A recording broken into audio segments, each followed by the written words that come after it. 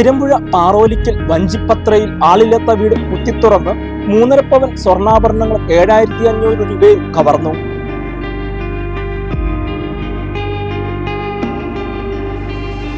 അതിരമ്പുഴ പാറോലിക്കൽ വഞ്ചിപ്പത്രയിൽ രാജീവ് രാജന്റെ വീട്ടിലാണ് മോഷണം.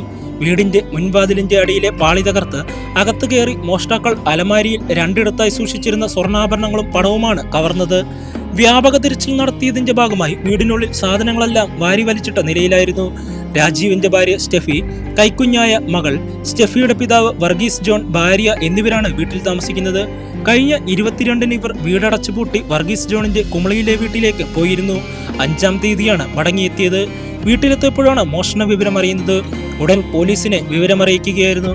ക്രിസ്മസ് രാത്രിയിൽ വീട്ടിൽ വെളിച്ചമില്ലാതെ കിടക്കുന്നത് കണ്ട് ആളില്ലെന്ന് മനസ്സിലാക്കിയ മോഷ്ടാക്കളാകാം കവർച്ച നടത്തിയതെന്നാണ് പോലീസ് നിഗമനം. കവർച്ച നടന്ന വീട്ടിൽ CCTV ക്യാമറകളും ഇല്ലായിരുന്നത് മോഷ്ടാക്കൾക്ക് അനുകൂലമായി. വീടും വീട്ടുകാരുമായി അടുത്ത ബന്ധമുള്ളവരും ഇവരുടെ യാത്ര മുൻകൂട്ടി മനസ്സിലാക്കിയവരുമാകാം മോഷണത്തിന് പിന്നിലെന്നാണ് പോലീസ് നിഗമനം. ഡോഗ് സ്ക്വാഡും വിരലടയാള വിദഗ്ധരും സ്ഥലത്തെത്തി പരിശോധന നടത്തി. മോഷ്ടാവിൻ്റെതെന്ന് സംശയിക്കുന്ന വിരലടയാളങ്ങൾ ഫോറൻസിക് സംഘത്തിന് ലഭിച്ചിട്ടുണ്ട്. സംഭവത്തിൽ അന്വേഷണം ഊർജിതമാക്കിയതായി ഏറ്റുമാനൂർ പോലീസ് പറഞ്ഞു. ഇതേസമയം ഈ വീടിന് സമീപത്ത് മാസങ്ങൾക്ക് മുമ്പ് മറ്റൊരു വീട്ടിൽ സമാനമായി കവർച്ച നടന്നിരുന്നു. ഈ കേസിലെ പ്രതികളെയും കണ്ടെത്താൻ പോലീസിന് കഴിഞ്ഞിട്ടില്ല.